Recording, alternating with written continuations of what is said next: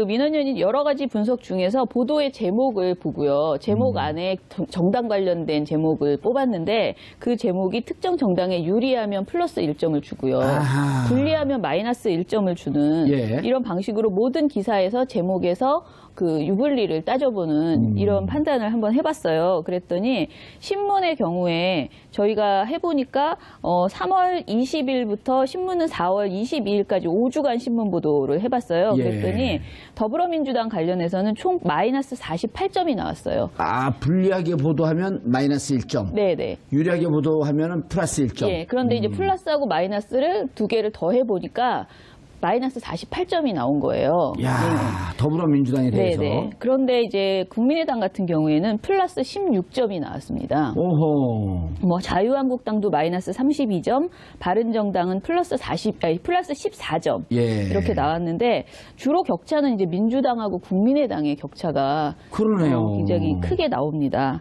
정의당 같은 경우에는 굉장히 기사량도 적은데 마이너스 2점이 나왔습니다. 예. 예, 그리고 방송사 같은 경우에 저희가 7개 방송사, 지상파 3사와 종편 4사의 저녁 종합 뉴스를 보고 있는데요. 예.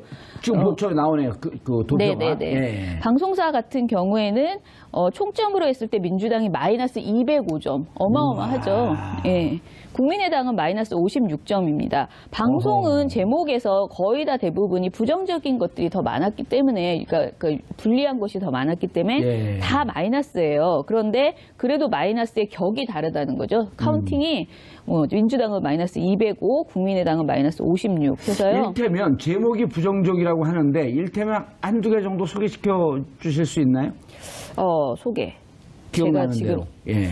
그러니까 제가 정확하게 사례를 예를 말씀드리긴 들어서 어려운데 예를 들면 민주당 내분에 휩싸여. 예, 이런 거 그런 부정적- 식의, 그러니까 특정 정당에 대해서는, 그러니까 특히 뭐 문재인 후보의 어떤 네거티브성 제목을 계속 예. 뽑아낸다거나, 이런 식이고, 국민의당 같은 경우에 경선이 매우 흥행이 됐다, 아하. 대박, 그런 식의 제목을 예를 들어서 뽑아내는. 민주당 문재인 후보가 최근에 나오는 기사에 네네. 따르면 송민순 건에 대해서 해명을 하면 민주당 문재인 후보 거짓말 논란에 휩싸여. 네, 이렇게 예. 하면 부정적이죠. 네, 그렇죠. 오. 그런 제목들이 굉장히 많은 거죠. 아.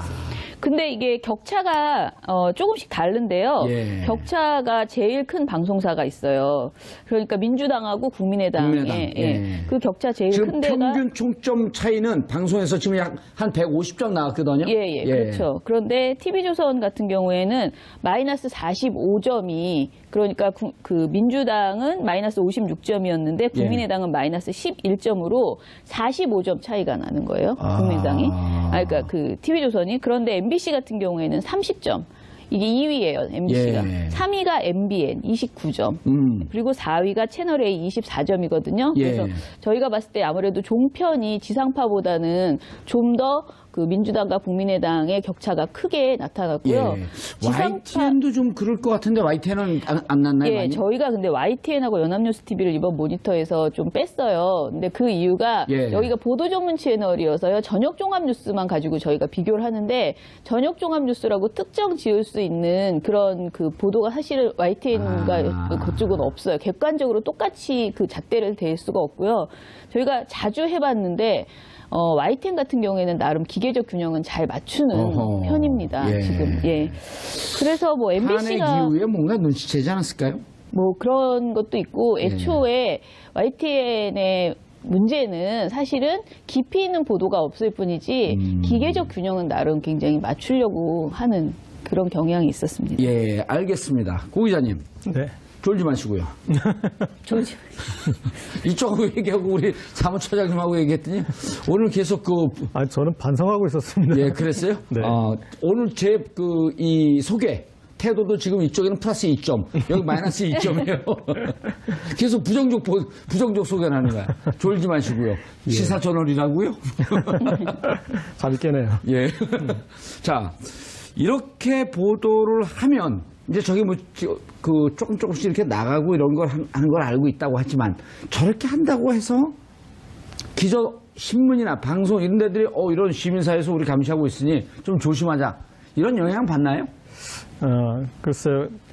제가 봤을 때는 이제 지금 이번에 이 TV조선 재승인 때처럼 예. 정말 그 회사의 아주 절실한, 결정적인 예. 어떤 그런 부분에 이제 그런 게 지적을 당해야지 영향을 받을 텐데 그런데 이런 조사가 저는 영향이 있다고 생각합니다. 그러니까 그런 나중에 예.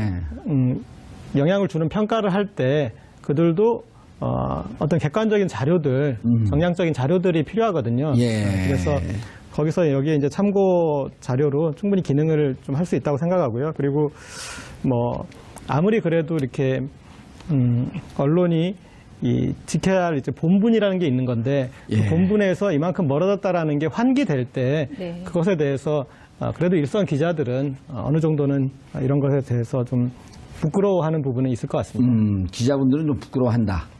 알겠습니다. 자, 그러면 민주당하고 국민의당 말고 후보들에 대해서도 좀 조사를 해봤나요? 후보들에 대한 조사. 예, 문재인, 예를 들어 이제 우리가 신문 보고 이른바 진보 언론 쪽이나 이런 데서 문재인은 때리고 안철수 너무 띄우는 거 아니냐라는 느낌들이 있었거든요. 네네. 그런 게 좀 검증이 되나요? 그런 거를 한번 그냥 말씀을 드려보면 저희가 종편 시사 토크쇼 있잖아요. 예. 그쪽에서 이제 하루 종일 후보들에 대해서 이야기를 많이 하죠. 예, 이른바 이제 이런 프로처럼 패널들 불러놓고 그렇죠. 얘기를 예. 듣고. 근데 이제 밑에 자막이 흐르거든요. 예. 계속 자막이 들어가 있어요. 근데 그 자막을 한번 저희가 전체적으로 모든 방송 안에 있는 그 한 프로그램 안에 있는 자막을 다 이제 모니터를 해봤어요. 그랬더니 사실 그 이유가 종편을 보시는 분들이 식당이나 이런 데서 이렇게 틀어놓고 크게 소리를 듣는 게 아니고 주로 자막을 보죠. 예. 화면을 보면서 자막을 많이 보거든요. 그래서 자막이 어떻게 나왔는지 한번 대표적으로 해봤습니다. 예. 그랬더니 4월 5일에서 4월 11일까지 예. 채널A의 뉴스 특급과 정치데스크라는 두 프로그램을 했습니다. 예. 이 이유는 사실 이 두 프로그램이 최근에 가장 떠오르는 약간 정치적인 그 문제를 많이 좀 저희가 보기에 문제가 있는 프로그램이라고 봐서 이 프로그램을 해봤는데요. 해본 결과 그 문재인 관련 의혹 자막은 의혹의 내용을 최대한 정확하게 아주 정확하게 제공하려는 그런 자막이 나오는 반면에 안철수 후보 관련한 의혹은 문재인 후보 또는 민주당 측에서 문제 제기를 하고 있다라는 것을 담는 그런 자막을 쓰더라는 거죠. 의혹도 객관적 팩트를 접근하려고 하는 노력을 안철수 후보에 대해서는 안 하고 네네. 문재인 후보에 대해서는 이것만 봐도 정확하게 그쵸. 뭐가 의혹이 의혹인지 정확하게 알 수 있는. 네네. 그런 자막을 이제 내보낸다는 거예요. 채널A 정치데스크가 4월 6일 날 내놓았던 예. 그 문 후보 아들 특혜 논란 자막이 55회였습니다. 55차례를 내보냈는데 어허. 이 중에서 문 후보 측의 입장을 전한 자막은 10회에 불과하고요. 그리고 이게 자막 속에서 물음표를 붙여가지고 약간 카더라성 그런 의혹 아하. 있잖아요. 확증되지 않은 그런 의혹도 예. 계속 물음표 처리를 해서 하는 그런 자막이 11개나 나왔습니다. 그러니까 그런데 이런 반면- 거는 아니면 말고 시간이에요. 그렇죠. 그런데 반면 그 다음날 4월 7일 날 같은 프로그램에서 안 후보 딸 의혹과 아내 특혜 채용 의혹이 예. 나왔거든요. 근데 이것도 54회가 나옵니다. 그러니까 전날 55회에 민주당에는 55회가 나왔다면 기계적 중립을 54회로 또 맞췄나 예, 보네요. 맞춥니다. 예. 맞추는데 이 중에서 자막의 사례를 들어보면 민주당 측 안 교수 임용 당시 자격 미달 이렇게 하는 거예요. 그냥 민주당의 일방적인 주장인 것처럼 그렇죠. 보이게. 예, 이런 식의 자막들이 매우 많았다. 그리고 민주당 아침 회의부터 안 때리기 강공, 안풍에 놀란 민주당 안철수 딸까지 거론 이런 식으로 민주당의 안 후보 때리기 프레임을 이렇게 만들어서 그리고 좀 딸까지 그럴 정도면 니네 좀 치사한 거 아니냐라고 하는 네네. 뉘앙스까지 풍기면서. 네네 그런 식의 내용들이 많이 나와서 좀 자막만 보더라도 이런 사례를 볼 수 있었다. 제일 재밌었던 게 예. 여론조사가 이때 이제 안 후보가 약진하던 시기였거든요. 그렇죠. 4월 4일서부터 치고 올라간다라고 예, 이제 예. 물론 그 여론조사 KBS하고 연합뉴스인데 그 여론조사는 결국 1,500만의 그 과징금을 받았죠. 네, 근데 받았습니다. 이제 어쨌든 그때부터 예. 양자구도에서도 안이 약진하고 있고 예. 다자구도에서도 이기고 있다라고 하는 그렇죠. 보도가 나오던 4월 첫째 주. 그러면서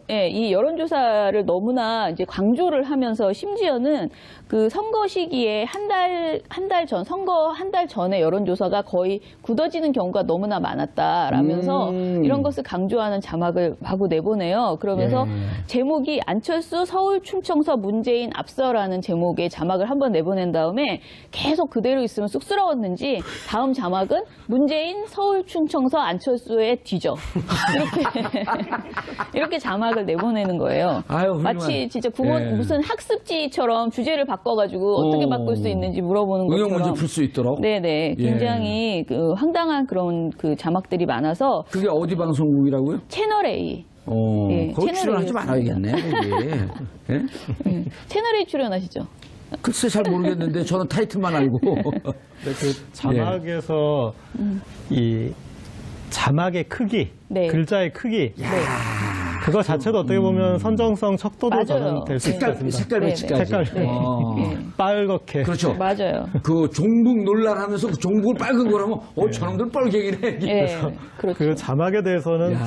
북한 방송도 저렇게 안 하는데 모르겠습니다. 그러니까 근데 어허. 종편 채널에서 주로 타겟으로 삼는 게 어르신들이다 보니까 네. 어르신들 좀 귀도 어둡고 그래서 글자 잘 보이게 그렇게 크게 쓰는지 모르겠지만 참 네. 오지랖도 넓으세요. 글자가 사람들을 잡아먹고요. 그리고 어떤 이슈 자체에 대해서 다루는 태도도 문제지만 그 전에 어떤 이슈를 다루느냐 그거 자체도 또 편파적일 수가 그렇죠. 있는 겁니다. 네. 이를테면 어제 대선 TV 토론할 때 홍준표가 계속 동성애 어떻게 생각하십니까? 하고 동성애로 프레임을 가져가거나 뭐 이 노조가 문제입니다. 그래서 노동 문제로 가져가거나 또 뭐 이 북한 문제, 안보 어떻게 하여튼 그런 식으로 주제를 어떤 주제를 다루느냐에 따라서 보수 후보에게 유리하고 어떤 진보 개혁 후보에게 불리할 수 있는데 그런 부분에 있어서도 어떤 이슈의 쏠림도 좀 확실히 나타나는 것 같습니다. 네. 그래서 저희가 아까 말씀드린 그 방송 그 자막에서 예. 더불어민주당 관련돼서 그 총점이 제가 아까 마이너스 플러스를 예. 해보잖아요. 마이너스 423점이었어요. 자막이. 네, 자막에서. 이야. 근데 국민의당 자막은 플러스 81점이었습니다. 이야, 그럼 그러니까 이거 이거는 거의 신문방송보다 훨씬 더 심하게 자막으로 이 유불리를 자막으로 보면 승부하는데 그거 지금 고 기자가 농담 비슷하게 살짝 얘기했지만 어르신들이 자막 보고 식당에서 그렇죠. 자막 보거든요. 네. 저희들도 식당에서 많이 안 들리니까 네. 자막만 봐요. 그리고 이 TBS는 지하철에 나오는데 오디오 자체를 완전히 꺼버려요. 자막으로만 봐요. 네네. 예? 이 자막에다 이런 거 써야 돼. 정봉조 TBS 품격 시대 최고의 방송으로 입증 중 이런 거. 예?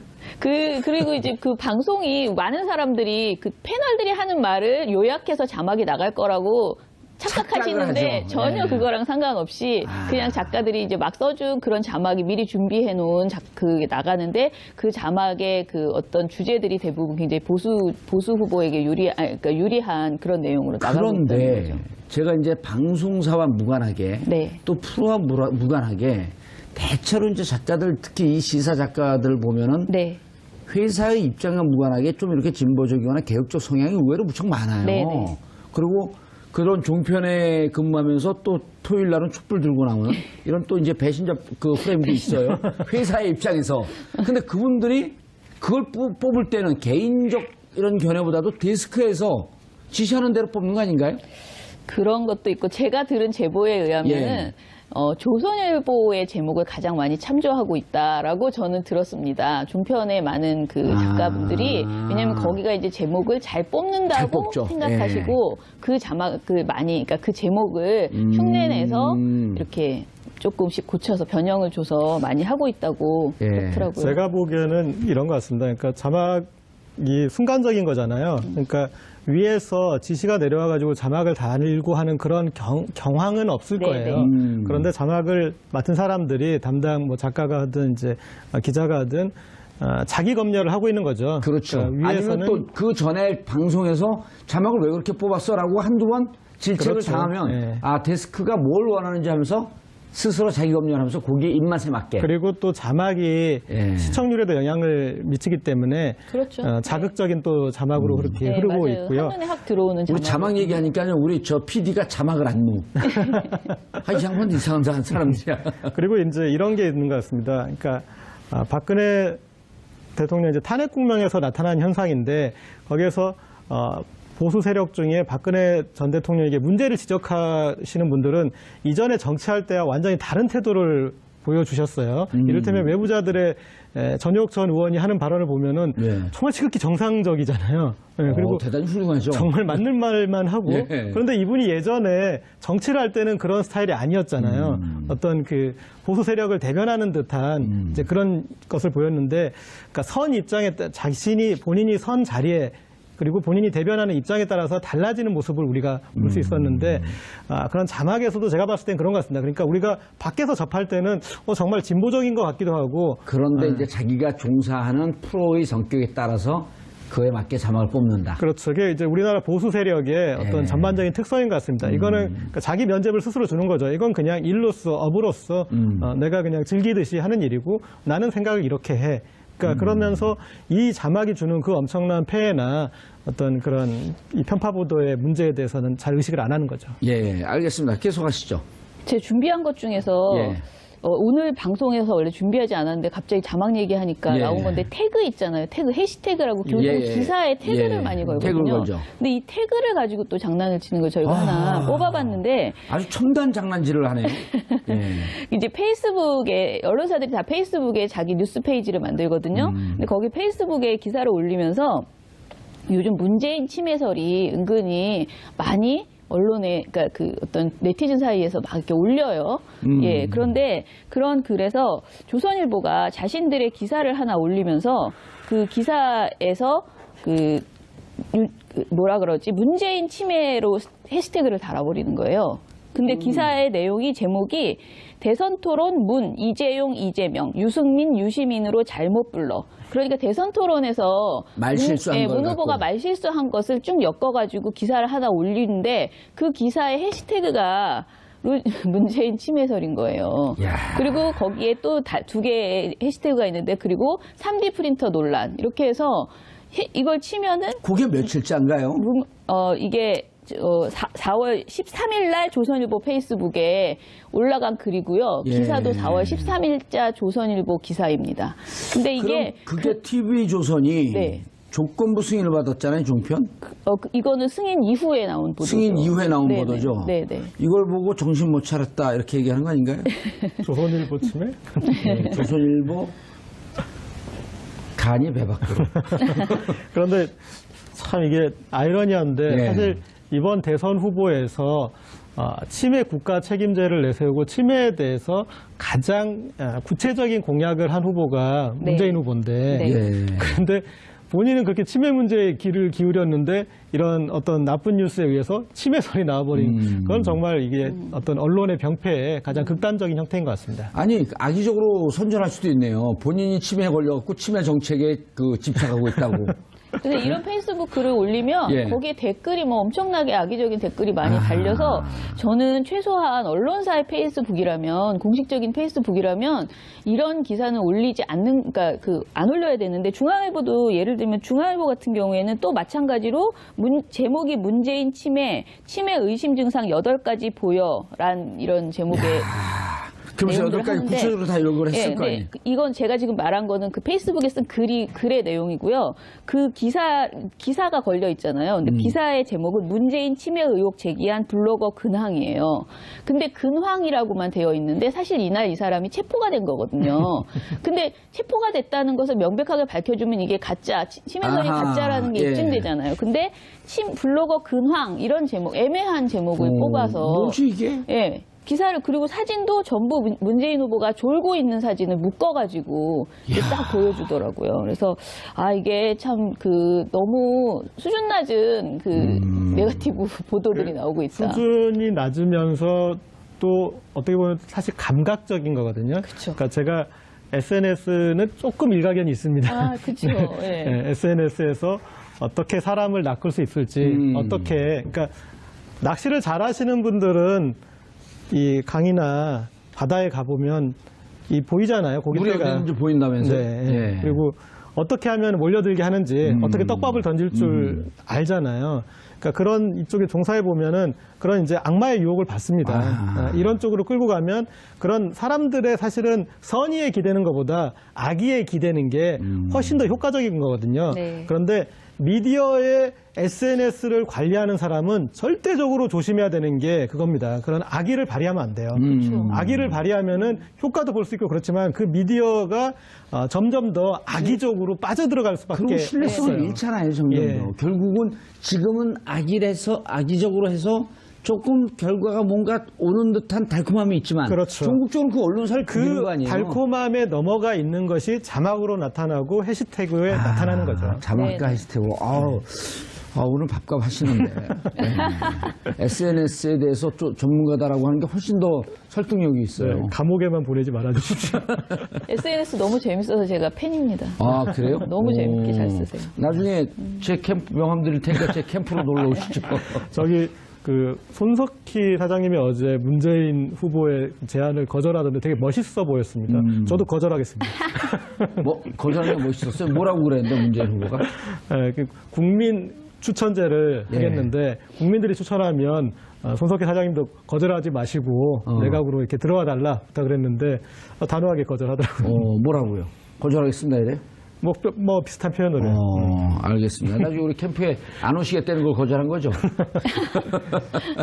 자, 또 아시죠? 저는 또 한 가지 말씀드릴 거는 안보 저희가 문제에 대해서 좀 궁금해요. 네? 안보 문제 논란이 계속 나오는데 네. 이거에 따른 이거와 관련된 기사들이 어떻게 나왔는지.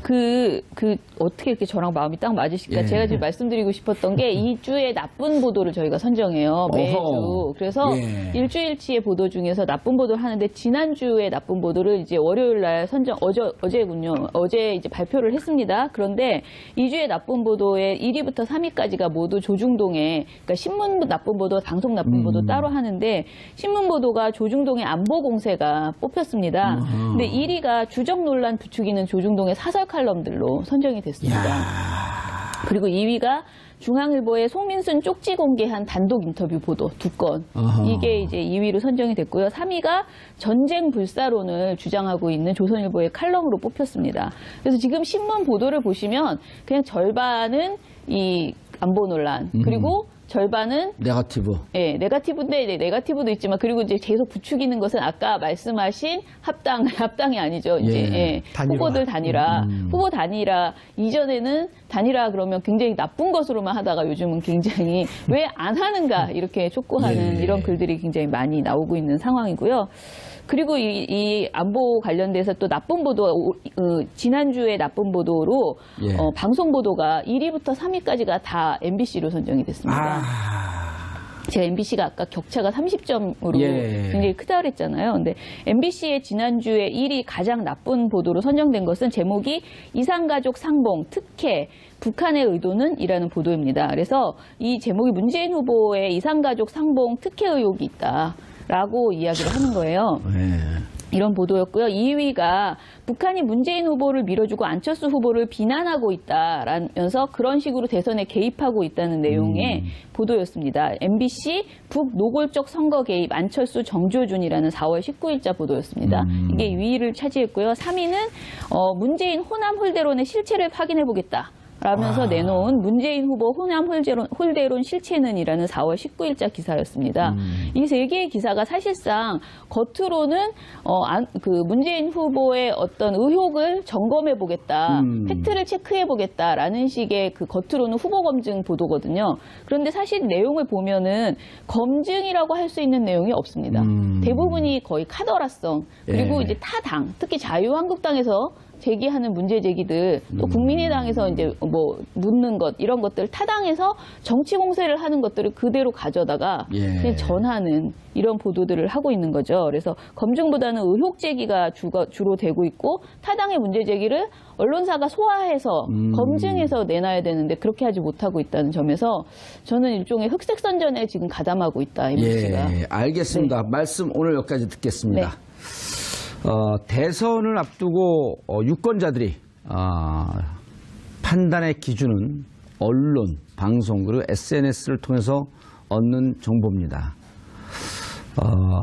아까 악마의 유혹이라고 했는데 가짜 뉴스까지는 아니더라도 유권자들의 마음을 흔드는 이런 악의적인 뉴스를 하는 언론사는 앞으로 촛불 이후의 대한민국에서는 별로 필요 없을 것 같습니다.